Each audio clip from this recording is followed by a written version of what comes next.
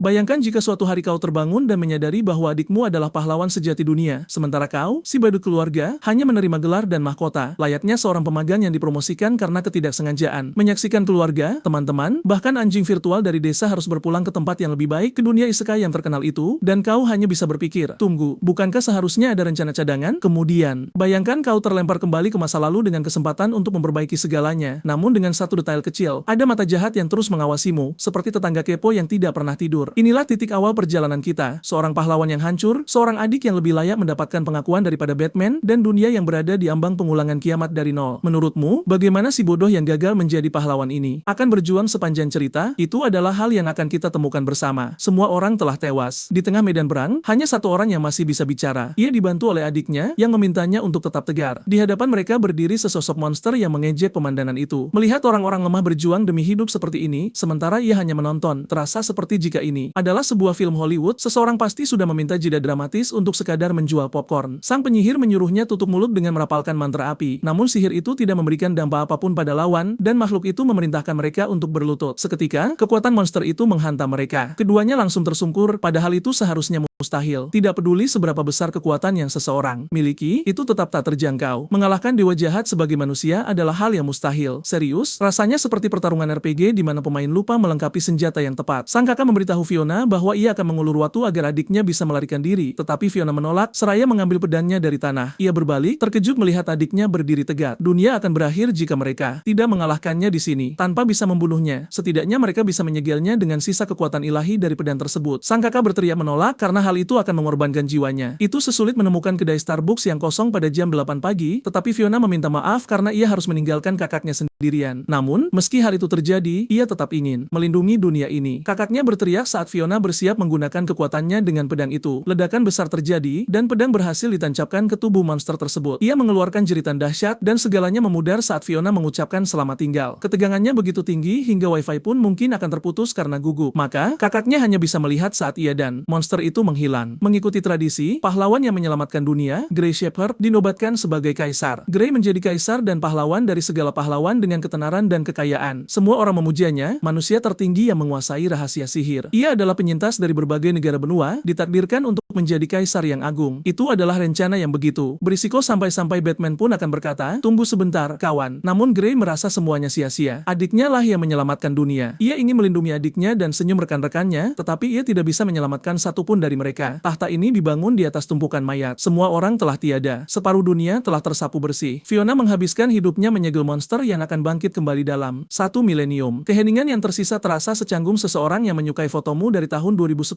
di Facebook. Grey murka karena ini bukanlah kemenangan baginya. Seharusnya ada cara lain untuk melakukan sesuatu. Ia memiliki pengetahuan untuk perjalanannya menyelamatkan dunia dan dewa jahat yang telah ia analisis. Ia tidak peduli jika nekromansi adalah hal terlarang selama ia bisa menghidupkan kembali Fiona. Grey bahkan siap menggunakan kekuatan dewa jahat. Itu mustahil seperti berkendara di Los Angeles tanpa terjebak macet. Sedikit lagi saja dibutuhkan. Ia seharusnya bisa menemukannya jika itu ada pada matanya. Jika itu adalah mata dewa jahat, maka seharusnya hal itu mungkin. Seorang pria berteriak kepada kaisar untuk tenang karena desas-desus sedang beredar di istana. Hal-hal seperti kaisar yang juga merupakan penyihir mata jahat. Saat itulah ia melihat pemandangan mengerikan di lingkaran sihir nekromansi. Pada saat itu, narator dokumenter Netflix pun akan dibuat terdiam. Itu adalah Grey yang sudah menua, marah karena Perdana Menteri masuk tanpa izin. Perdana Menteri membeku, bertanya apa sebenarnya ini. Di lantai terdapat sesosok makhluk yang memanggil Grey sebagai kakak, dan dengan demikian, nyawa sang Perdana Menteri pun melayang sia-sia. Makhluk di lantai itu terus memanggil Grey tanpa henti. Segalanya tampak mudah di atas kertas, tetapi dalam praktiknya, itu seperti mencoba merakit furnitur IKEA tanpa buku panduan. Setelah menguji beberapa mantra terlarang, setelah mendapatkan mata dewa jahat, ia tetap gagal. Ia tidak mampu memulihkan jiwa Fiona. Grey bertanya-tanya, apa yang sedang ia lakukan? Tiba-tiba, sebuah suara bertanya apakah ia ingin mendapatkan adiknya kembali. Sebuah lubang muncul di atasnya, dan Grey bertanya-tanya siapa yang bicara. Bahkan jika ia membuang kemenangannya atau kehilangan nyawanya, ia bisa menyelamatkan orang yang paling berharga baginya. Jika di restoran cepat saji, keputusan itu akan masuk dalam menu promosi penyesalan. Jika ia ingin mengorbankan segalanya, ia akan menunjukkan jalannya. Grey bertanya-tanya apakah itu makhluk jahat lainnya, tetapi itu tidak masalah baginya. Grey menjadi gila dan setuju karena ia tidak membutuhkan hal lain. Ia hanya menginginkan kebahagiaan orang-orang yang ia cintai. Dan begitulah, dunia dimandikan dengan api dan kehancuran. Kaisar lenyap, dan hal terakhir yang dilihat orang adalah Grey yang tertawa. Istana dilalap api saat segalanya hancur. Saat ia terbangun, ia berada di bawah pohon yang penuh dengan apel. Aroma nostalgia itu membuatnya sadar bahwa itu adalah pohon penyihir. Jika ingatannya benar, ia akan dikutuk jika menebangnya. Untuk suatu alasan, ia berada di sana tanpa izin. Ia pasti akan berakhir di garis depan pertempuran. Jika ini adalah NFL, wasit pasti sudah meminta tayangan ulang karena ada sesuatu yang tidak masuk akal. Tempat itu, saat ia melihatnya, adalah Carpe Diem. Itu adalah kampung halamannya yang sudah lama tidak ia lihat. Banyak orang berkumpul, berjalan dengan damai. Untuk suatu alasan, kota itu masih sama seperti yang ia ingat, bahkan ketika kota itu telah ditelan kegelapan oleh invasi iblis. Itu adalah jenis misteri yang akan membuat algoritma TikTok pun meminta bantuan di Reddit. Gray bertanya-tanya apakah ia telah kembali ke masa lalu. Meskipun sihir seperti itu seharusnya tidak mungkin. Namun ini adalah keajaiban yang membuatnya mungkin. Saat itulah Fiona muncul memanggilnya ketika ia masih seorang anak kecil. Gray berbalik dengan terkejut begitu melihat Fiona mendekat. Fiona dengan senang hati menunjukkan bahwa ia mendapatkan beberapa roti dari toko roti. Ketegangan begitu kental hingga bisa dipotong dengan sendok plastik di Pujasera karena Fiona bilang ia menginginkan lebih setelah yang terakhir sangat lezat dan ia mendapatkan banyak tambahan. Gray bertanya-tanya apa yang akan mereka makan untuk makan malam sampai sekarang. Mereka juga tidak perlu khawatir soal sarapan dengan begitu banyak makanan. Gray berlari keluar dan memeluknya, meninggalkan Fiona yang kebingungan. Yang mengejutkan Fiona, ia menangis karena alasan yang tidak diketahui oleh Fiona. Fiona bertanya ada apa. Mungkin mereka telah memperlakukannya dengan buruk lagi. Gray menggelengkan kepalanya. Ia hanya merindukan adiknya, itu saja. Ia ingin terus memeluknya lebih lama lagi. Fiona berkomentar bahwa ia bukan lagi anak-anak, tertawa karena kakaknya begitu merindukannya. Ia tertawa karena Gray sangat lucu. Itu memiliki kehalusan seperti kemacetan di jalan 405 pada jam 5 sore. Gray kembali ke masa lalu, memulihkan Fiona, satu-satunya keluarga yang ia miliki. Ia tidak membutuhkan hal lain. Selama ia bisa bersama adiknya, itu sudah cukup. Namun tentu saja, segalanya tidak akan sesederhana itu. Gray masih memiliki mata dewa jahat bersamanya, dan ia jatuh berlutut karena merasakan sakit di matanya. Rasanya seperti terbakar. Fiona menjadi khawatir, dan Gray menjawab bahwa ia baik-baik saja. Sesuatu menyakiti matanya. Ia bertanya-tanya mengapa. Harus sekarang, tetapi sebuah suara mengatakan bahwa ia telah menaruh kutukan pada matanya. Kutukan ini akan menuntunnya ke domainnya sebagai peristiwa yang mengakibatkan kematian Fiona, dan kemungkinan adiknya mati lagi meningkat. Gray akan terkutuk, tetapi ini adalah kutukan yang akan mencegahnya menjadi polos sekarang. Sang protagonis bertanya apakah itu benar-benar kutukan. Ia sudah cukup puas dengan itu meskipun suara jahat itu berbicara seperti itu. Jika rasa sakit itu memperingatkannya akan bahaya bagi Fiona, itu bukanlah kutukan, melainkan berkah. Gray berterima kasih padanya, dan suara itu menggerutu bahwa tidak masalah jika memang begitu. Rasa sakit itu lenyap bersama kehadirannya. Gray masih terkejut. Itu menakutkan. Ia tidak tahu apa atau siapa itu. Semuanya baik-baik saja untuk saat ini. Kali ini, ia akan menulis ulang sejarah dan mencegah kematian Fiona tanpa penyesalan. Itu adalah tujuan terbesarnya dalam hidup ini, dan untuk mencapai prestasi tersebut, ia harus mencegah 12 tragedi yang terjadi akibat invasi iblis. Selain itu, ia harus menyelamatkan 7 orang yang merupakan mantan rekan-rekannya. Mereka akan bersiap untuk pertarungan besar.